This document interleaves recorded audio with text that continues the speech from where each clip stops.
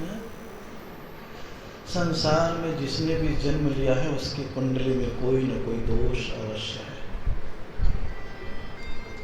दोष से रहित कुंडली नहीं है और पाप से रहित जीवन नहीं है। इसलिए जीवन को पाप से रहित करने का पुरुषार्थ ज़्यादा करना चाहिए। कुंडली के दोष का निवारण तो पाप दोष निवारण करने लगोगे तो स्वयं ही हो जाएगा। लेकिन फिर भी संसारी प्राणी हो, कौन से प्राणी हो? संसारी प्राणी। और संसारी प्राणी को अवधि ज्ञान तो है नहीं, जाति स्मरण है नहीं जो अतीत के पापों का पता लगा सके। इसलिए वह कुंडली के माध्यम से अपने दोष को जानना चाहता है। और कुंडली भी कई चीजों को बताता है। तो अतीत के पुण्य और पाप का परिणाम बताता है। किसको बताता है? अतीत के पुण्य और पाप का परिणाम बताता है। ज्योतिष के पास तो मात्र इतनी क्षमता है कि रास्ते का गड्ढा बता देगा। बाकी तुम्हारा विवेक है कि गड्ढे को बाईपास जाना है, कूद के जाना है या डूब के जाना है। उसी प्रकार कुंडली में काल सर्प दोष हो जाता है, मंगल दोष हो जाता है, घात दोष हो जाता है, विदुर विधवा योग हो जाता है। ये सब योग उसमें बीच बीच में आते रहते हैं। राहु और केतु अपनी कुंडली में अपने घरों में आमने और सामने जब होते हैं तो जिंदगी में कौन सा दोष आता है? काल सर्प दोष। और काल सर्प दोष तो नाम दिया गया है, लेकिन जैसे सांप किसी हिरण को पकड़ ले अपनी कुंडली में बांध ले तो उसका बचना मुश्किल है। उसी प्रकार किसी के कुंडली में काल सर्प दोष आ जाता है तो उससे बचना उसको मुश्किल होता है। बांधने वाला दोष है। कौन सा दोष है वो? जकड़ने वाला दोष है। इसलिए जकड़ने वाले दोष में नाम है काल सर्प, लेकिन वह निकाचित कर्म। कौन सा कर्म है? निकाचित कर्म है। अगर काल दोष जैसे किसी को आ जाता है तो अपने जैन दर्शन में नागों के देवता पारसनाथ भगवान है। कौन से भगवान है? कौन से भगवान है? पारसनाथ भगवान। इसलिए जिसके भी दोष लगा हो तो काल सर्प दोष वाले को पार्श्वनाथ भगवान की स्तुति, कल्याण मंदिर स्तोत्र, अपने जन्मवार पर पार्श्वनाथ भगवान का अभिषेक ये करना चाहिए। अपने मस्तक पर चंदन का तिलक लगा के रखना चाहिए मंदिर में जाके। कहाँ जा कर के? मंदिर में जाके। क्यों? क्यों? क्योंकि चंदन के पेड़ पर सांप लिपटे रहते हैं, शांत रहते हैं। क्या रहते हैं? शांत रहते हैं। इसलिए चंदन का क्या लगाना चाहिए? तिलक। और भावनात्मक रूप से अपने कक्ष में मोर का पंख लगा लेना चाहिए। क्या लगा लेना चाहिए? मोर का पंख लगाना चाहिए। बाकी इस काल सर्प दोष से डरना नहीं चाहिए। जितना खतरनाक लोगों ने बता दिया है उतना खतरनाक नहीं है, ये मान करके चलना। अगर काल सर्प यानी सांप का मुख पकड़ लो तो पूरा सांप बस में आ जाएगा, और कहीं पूंछ पकड़ लिया तो सांप काट खाएगा। अगर तुम काल सर्प दोष के समय धर्म क्रिया से पीछे हट गए तो दुनिया का पूंछ पकड़े हो वो तुम्हें जरूर कष्ट देगा। और धर्म का मुख पकड़ लिया यानी पार्श्वनाथ की स्तुति, अभिषेक, जाप, कल्याण मंदिर स्तोत्र पढ़ना प्रारंभ कर दिया तो मुख पकड़ लिया है। जिंदगी भर वो सांप मर जाएगा लेकिन तुम्हें काटने वाला नहीं। इसलिए जिसके भी लगा हो काल सर्प दोष, पार्श्वनाथ भगवान की क्या करे? विशेष स्तुति करे, आराधना करे। आपको कहीं कोई परेशानी होने वाली नहीं है। कुंडली में कई लोगों के दोष आ जाता है और वेदनी कर्म भी ऐसे ही होता है। कौन सा कर्म? वेदनी कर्म भी होता है। वेदनी कर्म शरीर को ज़्यादा कष्ट देता है, लेकिन मोहनी कर्म जब मन को शरीर से बांध लेता है तो उसे ज़्यादा कष्टपूर्ण महसूस करने लग जाता है। इसलिए वेदनी कर्म जब भी अपना काम करे तो जिसके भीतर आत्मिक शक्ति होती है वो अपने मन को और आत्मा को देखता है कि शरीर भिन्न है और आत्मा। जो कष्ट हो रहा है किसको हो रहा है? शरीर को हो रहा है। किसको हो रहा है? और इसको देखने के लिए साधना चाहिए। क्या चाहिए? क्या चाहिए? साधना। क्योंकि रोगे तो भी कष्ट होगा और हंसोगे तो भी कष्ट होगा।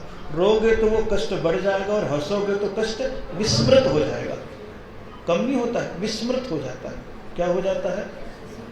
इसीलिए जिसके पास वेदनी कर्म ज़्यादा है उसको अपने मन को डाइवर्ट करना चाहिए, किसी काम में लगा देना चाहिए। बाकी तो जे कर्म पूरब किए खोटे,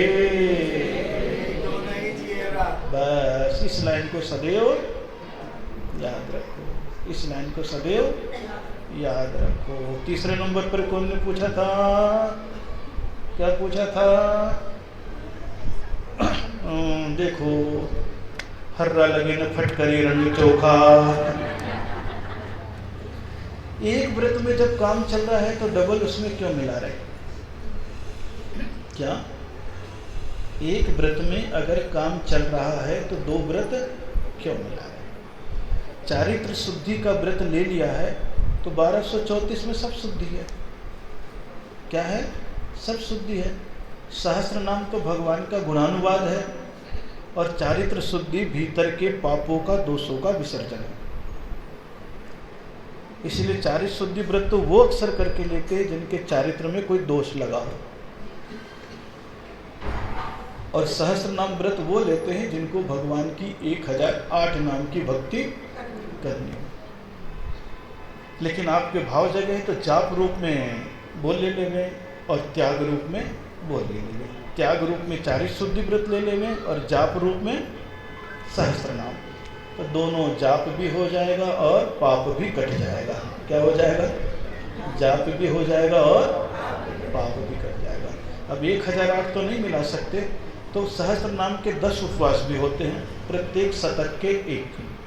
तो चारित्र शुद्धि के अलावा जो काली तिथि आपके पास है उसमें एक एक व्रत को करते हुए उसकी जाप भी कर लेंगे। तो पुण्य जाप का अपना है और त्याग का अपना है, और दोनों पुण्य अगर एक साथ कमाते हैं तो वो साधु के समान है। जाप का भी पुण्य कमाता है और त्याग का भी कमाता है, क्योंकि साधु त्यागी भी होता है और परमात्मा के नाम का भी। अब बंद करते हैं, बस अब कोई आने जाने नहीं देना। क्या बोला था? जाप का भी और त्याग का।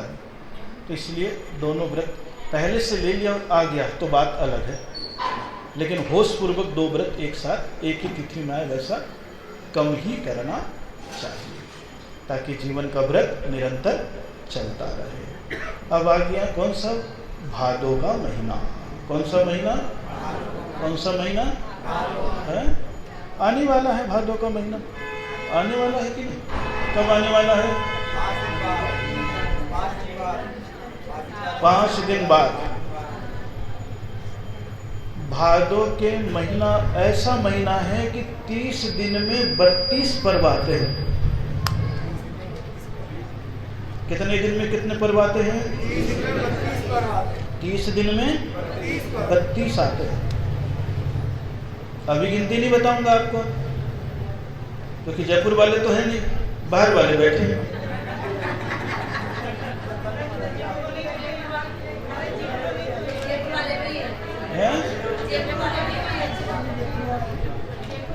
दो हाथ उठा रहे तो इतने दिख रहे। जयपुर वाले सब दो हाथ ऊपर करके बताओ कितनी उपस्थिति है। क्या बात है, क्या बात है। तो ये तो पता लगेगा भादों का महीना रक्षाबंधन के बाद। किसके बाद? किसके बाद? तो 16 कारण तो पूरे महीने चल गए। हो गया 16? हो गया कि नहीं 16? 10 लक्षण के 10, रत्नत्रय अलग, 2 भगवान के कल्याणक अलग, धनत कलश अलग, रोड तीज अलग, ऋषि पंचमी अलग, अनंत चतुर्दशी अलग, और कौन सा? कांजी बारस अलग है, मुक्तावली अलग, धूप दशमी अलग, पुष्पांजलि अलग, कितने सारे व्रत इसमें आ रहे हैं। इसलिए जैनियों का सबसे पवित्र महीना भादो का महीना माना गया है। कौन सा महीना माना गया है? कौन सा महीना? हाँ, भादो का महीना माना गया है। और सारे धर्मावलंबियों को आप देखोगे, कौन से धर्मावलंबियों को, एक महीना मुस्लिम का आता है, पूरा महीना उनका देख लो, अखबार भी चमकता है और उनका नियम भी चमकता है। चमकता है कि नहीं? एक महीना हिंदुओं का आता है सावन में, पूरा का पूरा उनका महीना कैसा धार्मिक वातावरण से चलता है। लेकिन जैनियों सबसे आलसी हैं, भादो के महीने में सबसे ज्यादा उदासीन रहते हैं 10 दिनों को छोड़ के। किसको छोड़ के? 10 दिन छोड़ के। अन्यथा तो पूरे भादो का महीना प्रारंभ हो एकम से लेकर के लास्ट तक जिनालय पुजारियों से भरे रहने चाहिए। किससे भरे रहने चाहिए? पूरे भादो के महीने में उनके नियम होने चाहिए। आप देखो कि सावन के महीने में उनके क्या नियम चलते हैं, रमजान के महीने में उनके क्या नियम चलते हैं। सवेरे से शाम तक बच्चे से लेकर बड़े तक को करते हैं। एक महीने का उनका होता है, फिर एक महीना उनका होता है, एक महीना अपना आता है। ये धर्म का बंटवारा हुआ है। और तीनों के एक महीने हैं, ये मान करके चलना। लेकिन उनका पता लग जाता है एक महीने का, उनका पता लग जाता है एक महीने का। और जैनियों का भादो की जगह बोदा रहता है। क्या बोलते हैं? बोदा, बोंदा। इन्हें सिखाया मेरे को। सोचो आप, तो भादो का महीना बहुत पवित्र महीना है। इसलिए संकल्प करके बैठ जाओ कि चलो अब पूछ लिए हो तो यहाँ से जा रहे हो, हे प्रभु भादो का महीना है, 1 महीने तक तो हम त्यागमय जीवन जिएंगे। 2 बार या 3 बार से मुझे झूठा नहीं करेंगे। नियम ले लो केवल भादो के महीने, 10 दिन के लिए, फिर 1 बार झूठा करो और ज्यादा बढ़ जाएगा आपका व्रत। हिंसक कोई भी सामग्री है नहाने की, धोने की, खाने की, लगाने के, पीने की, उसका प्रयोग भादो के महीने तो करो। सारे जैनी अगर जयपुर के मिल करके भादो के महीने का नियम ले लेना तो मार्केट की 1 महीने की खपत कम हो जाएगी, कम हो जाएगी। मंदिर की पूजन की सामग्री बढ़ जाएगी, त्याग, उपवास और व्रत बढ़ जाएगा। ये नियम है जैनियों के। वो कितना मेहनत करते हैं, कावड़ में ले करके कहाँ से पानी कहाँ तक ले जाते हैं। आप क्या करते हो? मंदिर का कलश उठा के भगवान तक डालने में आलस करते हो। कितने पीछे हो आप। और यहाँ बैठे और ये नियम लेकर के चले गए, भादो के महीने का तो हो गया, 10 लक्षण का तो लेते ही लेते हो। इसलिए ज़्यादा उसका कुछ नहीं कहना। लेकिन हाँ, नियम व्रत बहुत होते हैं, जितना आपने त्याग कर लिया, क्योंकि जैनियों के निर्वृत्ति का पर्व है। ये कौन सा पर्व है? निर्वृत्ति का पर्व है। प्रवृत्ति का पर्व तो बहुत आता है, निर्वृत्ति का, क्योंकि जैनियों में त्यौहार तो बहुत आते हैं, पर्व केवल 3 ही आता है। पर्व कितने आते हैं? अष्टानी का पर्व, पर्युषण पर्व, अष्टमी और चतुर्दशी पर्व। इसके अलावा और कोई पर्व नहीं है। और त्यौहार, अभी रक्षाबंधन आ गया, क्या है? त्यौहार है। दीपावली क्या है? महावीर जयंती क्या है? मुकुट सप्तमी क्या है? तो त्यौहार तो खाने पीने और मौज उड़ाने के लिए होता है, और पर्व जो होता है त्याग तपस्या करने के लिए होता है। दोनों मान करके चलना। लेकिन ये जैनी त्यौहार को तो झूम झूम के मनाते हैं, और पर्व के नाम पर घूम घूम के गायब हो जाते हैं। क्या हो जाते हैं? हाँ, अगर बता दे कि महिला समिति के लीडर हो तो सबको पत्र लिखो, इस बार भादो के महीने में तुम्हें ये त्याग करना है, ये सादगी रखनी है, मंदिरों में ये करना है, वो करना। मैं नहीं बताऊंगा अभी। क्यों नहीं बताऊंगा? क्योंकि मालूम नहीं। अभी तो यही वाले सब पूरा काम कर ले, वही बहुत है। कहाँ वाले? हाँ, जिस मोहल्ले में मैं हूँ, यही वाले पूरे निकल के 10 दिन तक। बिल्कुल मंदिर में पूजा पाठ जाप श्यामय ध्यान फलाना ढिकाना जो भी कुछ होता है, क्योंकि निवृत्ति का पर्व है। कौन सा पर्व है कि जितना छोड़ सकते हो उतना छोड़ो, बस और कुछ नहीं। बाकी चीजें आप सभी लोगों को मालूम है। तो जैन दर्शन का ये पवित्र महीना है। कौन सा महीना है? इसको शास्त्रों में लिखा अन्य मासानाम नरेंद्रवत, कि 12 महीने में भादो का महीना ऐसा महीना है जो महीनों का राजा है। कौन सा है? हाँ, जिसके लिए मैंने आपको पहले भी बताया था कि नहीं? आषाढ़ के महीने में धर्म की बाढ़ में बह जाओगे तो सावन तक पावन हो जाओगे। अब सावन 3 दिन बाद खत्म है। सावन तक कितने पावन हुए हो? तो भादो के महीने में आपके भीतर भद्रता आ जाएगी। क्या आ जाएगी? क्या आ जाएगी? भद्रता आ जाएगी। नहीं तो उसके बाद कौन सा महीना आएगा? आएगा ना? अभी नहीं बताऊंगा, अभी नहीं बताऊं। सारी चीजें हैं। इसलिए सावन के महीने में आप कितने पावन हुए हो इसका परिलक्षण भादो के महीने में झलकेगा।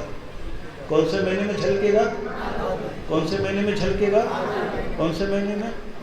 तो ये भी बैठे हुए हैं, दिल्ली वासी भी बैठे हुए हैं, वहाँ पूजा पाठ तो करते हो, उपवास करने वाले भी बहुत होते हैं।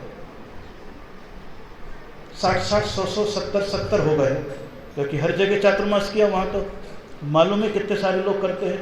एक एक मोहल्ले में, एक एक मंदिर में जहाँ रहते हैं वहाँ छोटी छोटी जगह भी बच्चे बड़े सब उपवास करने वाले। और अभी भादो के महीने में आपको भी कई दिख जाएंगे जो उपवास लेने के लिए यहाँ आएंगे कि महाराज उस समय से कर रहे, अब फिर से आशीर्वाद दे दो, आगे भी करें।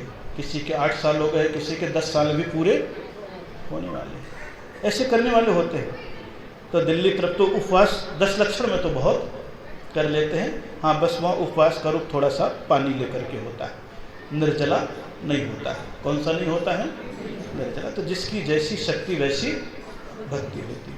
पूजा पाठ करने वाले तो वहाँ पर वैसे भी बहुत होते ही होते हैं। मंदिर अक्सर करके उस समय धोती दुपट्टा वाले पुरुषों से भरा रहता है, क्योंकि वहाँ पर जहाँ मंदिर में गए वहाँ पर देखा ही देखा है। यहाँ पर भी ये स्थिति होनी चाहिए। अभी तो भादो का महीना बाद में आएगा, उसके लिए 20 दिन है। महीना तो 3 दिन बाद आ जाएगा, लेकिन महीना भर आप करने वाले नहीं हो, ये मुझे पक्का विश्वास है। लेकिन 10 दिन तक कर सकते हो। कितने दिन तक कर सकते हो? 10 दिन तक कर सकते हो। जैनियों का ये पर्व है, त्याग का पर्व है। किसका पर्व है? त्याग का पर्व है। मन की गांठों को खोलने का पर्व है। शेष चर्चा तो फिर मौके पे करूँगा। तो इसलिए जितना ज़्यादा त्याग हो जाए भादो के महीने में अवश्य ही करते रहना चाहिए। जितनी ज़्यादा पूजा हो जाए, जितनी ज़्यादा त्याग हो जाए, जितनी ज़्यादा जाप हो जाए और जितनी ज़्यादा बाहर की निवृत्ति हो जाए, वही भादो का महीना है। सभी लोग यहाँ पर आए हुए हैं और आज तो सवेरे से लेकर के शाम तक क्या हो गया है? बिल्कुल शांतिनाथ भगवान का मंदिर, यहाँ पर सब लोग आ गए तो मेला सा हो गया है। क्या हो गया है? मेला सा। इसी को तो कहते हैं मेला। इसी को क्या कहते हैं? मेला। सवेरे से शाम तक यहीं पर श्री दिल्ली वासी नमोकार समिति यहाँ पर आई हुई है। बहुत अच्छे भक्ति भाव के साथ आए हुए हैं और बहुत पहले से लगे हुए हैं। सबका अपना अपना परिचय है, लेकिन एक विचार किया, चलो महाराज जी जयपुर में हैं तो पास में तीर्थ भी हो जाएंगे और महाराज के पास भी हो जाएंगे। और बहुत अच्छी तरीके से आप सभी लोग आए। जितने भी लोग नमोकार समिति का आए हैं, जो भी बाहर से आए हैं, उनको मेरा बहुत बहुत मंगलमय आशीर्वाद है। इसी प्रकार धर्म पे लगे रहें और वहाँ जाकर के भी पर्युषण पर्व आनंद के साथ अपने अपने मंदिरों में करते रहें। मोहनलाल जी को तो आप सभी लोग जानते हो। धर्म के भाव और कविता के भाव तो उनके बने हुए हैं। एक बार ये मेरे पास आए और बोलने लगे, महाराज जी एक नियम लेना है। मैंने कहा कौन सा? बोला आपका जन्मदिन आया है, आपका दीक्षा दिन आया है, दोनों महीना एक साथ आ गया, 21 और 22। तो मैं नियम लेना चाहता हूं, मैं अपने एक साल में 2122 मंदिर का दर्शन करूंगा। कितने मंदिर के? कितने मंदिर के? मैंने कहा ये नियम कैसे पूरा करोगे? बोले बस आप पहले नियम दे दो फिर बताता हूं। नियम दे दो फिर बताता हूं। मैं भी सोचा चलो नियम देने में क्या बिगड़ा, लेने वाला ले रहा है, लेने वाला ले रहा है। मेरे को इतना अच्छा वो कॉन्सेप्ट इनका लगा। बोले महाराज जी 2122 मंदिर का दर्शन करना और हर महीना मेरे पास है। एक महीने सोनागिर जाऊंगा 100 मंदिर के हो जाएंगे, हस्तनापुर जाऊंगा 100 मंदिर के हो जाएंगे। बोले ऐसे करके मैं महीने में 2 बार कर लूंगा। और दिल्ली में रहूंगा तो दिल्ली में 120 मंदिर है, सवेरे 1.5 घंटा केवल मंदिर दर्शन के लिए लगाऊंगा, स्कूटर लेके निकलूंगा, जितने भी मंदिर है नगर के मैं जाऊंगा और दर्शन करूंगा। एक साल में इनने 2122 मंदिर का संकल्प किया था और इसको बखूबी पूरी की। यात्रा भी बहुत अच्छे से आप लोग निकालते हैं, वैसे ही इनका भी ग्रुप यात्रा निकलता है। और यात्रा जब जाती है तो मनसा पूरण महावीर स्वामी में जो नियम ले रखा है, आज 4 साल हो गए, 4 साल में 36वां या 48वां इनका वहाँ पर विधान चलता है। हर महीने एक बस 60-70 लोग जाते हैं और मनसा पूर्ण महावीर विधान करते हैं। पूरा ग्रुप करता है। अभी वो लोग अभी आए नहीं, वो लोग अभी पूरे एक साथ आएंगे, अलग से करते हैं। और जब भी यात्रा को जाते हैं तो कोई ना कोई विकलांग की सेवा का संकल्प 1, 2 व्यक्ति, 3 व्यक्ति जरूर निकलता है और जरूर वहाँ पर कुछ ना कुछ करता रहता है, क्योंकि खुद सदस्य हैं तो अपने भाव वहाँ अभिव्यक्त करते रहते। ऐसे भाव है। ऐसे हमारे यहाँ पर आए हुए सुनील कुमार जी, खड़े तो हो जाओ, शर्माते क्यों? सुनील कुमार जी जो है बहुत अच्छे व्यक्तित्व के धनी हैं, रामनगर के हैं, पूरी सेवा 2-2 चातुर्मास के मंगल कलश भी ले चुके हैं, जीवन आशा से भी जुड़े हुए हैं। और बोले महाराज जी इतना तो कर रहा हूँ, एक बार और आशीर्वाद दे दो कि जैसे आपके पास से 1008 लोग यात्रा के लिए हर साल जा रहे 7 साल से, तो पिछले साल हमसे नियम ले लें कि एक नियम दे दो कि एक बार मैं शिखर जी की यात्रा कराऊं। इस बार शिखर जी की यात्रा अपनी ओर से 300 लोगों को स्वयं करा दें। कितने लोगों को? 300 लोगों की शिखर जी की यात्रा अभी अक्टूबर में जाएगी। आदमी कैसे शांत रहते हैं और अपना काम करते रहते हैं, कोई ढिंढोरा नहीं। वो तो हम लोग थोड़ा पीटते हैं प्रोत्साहन के लिए, आशीर्वाद के लिए, बहुत बहुत आशीर्वाद। पूरा परिवार समर्पित है। रामनगर में जब से मैं गया हूँ, आज से करीब 10 साल 15 साल हो गया, और आज रामनगर के ही काफ़ी लोग यहाँ पर आए हुए, और सभी लोगों का अपना अपना व्यक्तित्व है। लेकिन आप लोग जैसे यहाँ पर आए हो, कई लोग ऐसे हैं जो जीवन आशा में जा चुके हैं और कई लोग ऐसे अभी नहीं गए हैं। एक बार वहाँ की भी यात्रा कराइए आप, समझो, एक बार मनसा पूरण महावीर की, समझे ना मंत्री जी, सारे लोगों को ले जाइए, क्योंकि नए नए मोहल्ले के वहाँ पर दिल्ली बहुत बड़ी है, 120 मंदिर है, हर कॉलोनी में मंदिर है और हर कॉलोनी में मंदिर के साथ भगत है। वहाँ त्याग भले ही कम करें, लेकिन भक्ति पूजा आराधना बहुत ज़्यादा है, सबसे बड़ी विशेषता है। तो वहाँ पर भी मनसा पूर्ण जाए, देखें जीवन की सेवा, मानवता की सेवा वहाँ पर कैसे होती है, ताकि आपके भाव भी एक पैदा होते चले जाए, तीर्थ यात्रा के भी और नए नए वंदना करने के। सभी लोगों को मेरा बहुत बहुत मंगलमय आशीर्वाद है। इसी को क्या याद आ गई? ये बोले बिना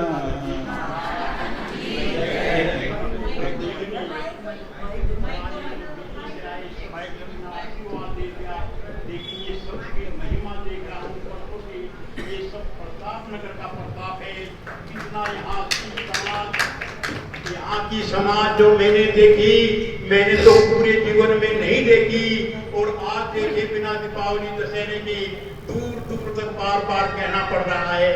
तो मैं गुरुदेव इनके लिए क्या शब्द कहूँ। हमारे अध्यक्ष महोदय, जब मैं परसों गुरुदेव के चरणों का स्पर्श करके और वैयावृत्ति करा था, गुरुदेव ने अध्यक्ष महोदय से कहा मैं नहीं जानता, मोहनलाल से 2 शब्द बोलवा, तो वे 2 लाइन सुना दूं अपने आचार्य श्री के श्री चरण। धर्म नगरी प्रताप नगर की जैन समाज का, धर्म नगरी जयपुर नगरी की जैन समाज का सारे जग में नाम है। संतों की सेवा करने में इसका प्रथम स्थान है।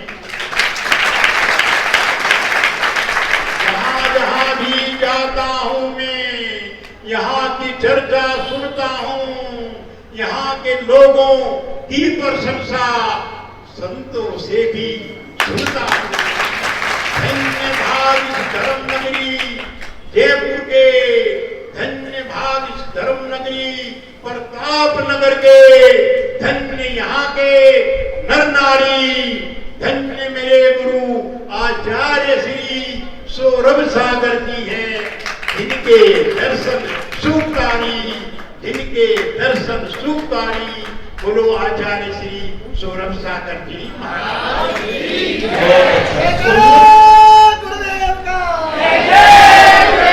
देखो प्रताप नगर की चर्चा सब जगह इन्हें पहुंचा दी है, सबसे पूछिए। अब आपकी आगामी ड्यूटी और ज्यादा बढ़ गई है, बहुत ज्यादा बढ़ गई है, क्योंकि अब अगर कुछ कम की तो गुरुदेव ने जो 2122 मंदिरों का संकल्प जो बताया मैं उसको बराबर करता रहता हूँ। और 3 महीने होंगे मेरे दोनों पैरों का ऑपरेशन हुआ और डॉक्टर बोला बिना छड़ी के 5 महीने तक नहीं चलवा, लेकिन परसों से वो छड़ी कमरे में बंद है। कल से अच्छा ताला कोई लगा गया होगा, कल से मैं उस काम को शुरू कर दूंगा। और परसों गुरुदेव ने बताया जो हम शादी में बराबर बर्फ सबसे बड़े खुश होकर खाते हैं, उसमें कैसे गाय का मांस पड़ता है, कितना पशुओं का हनन होता है। परसों से मैंने उसका बिल्कुल एकदम त्याग कर दिया। यदि बर्फ खाना है तो घर में रबड़ी बनाकर खाएंगे।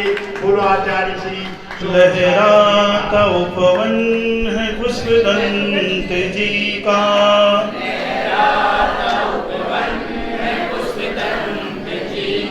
जीवन समर्पित है नन्ही कली का,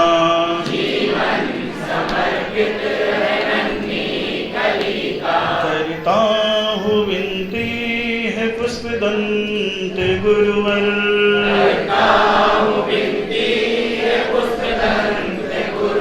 खिला लो कली को महकते महकते,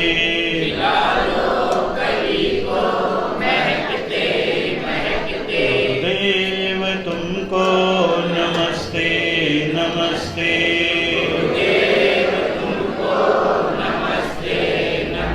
आनी सोनी चलने पड़ने में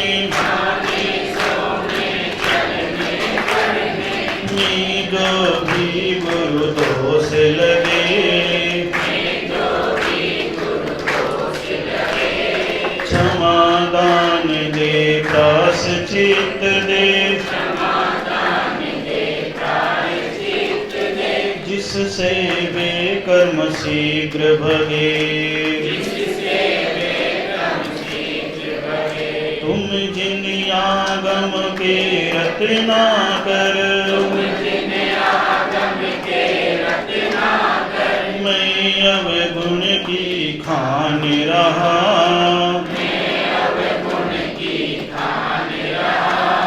तेरे चरण कमल में गुरुवर, अपना मस्तक झुका रहा। ओम ह्रीं नमो अर्हते रक्ष रक्ष होम फल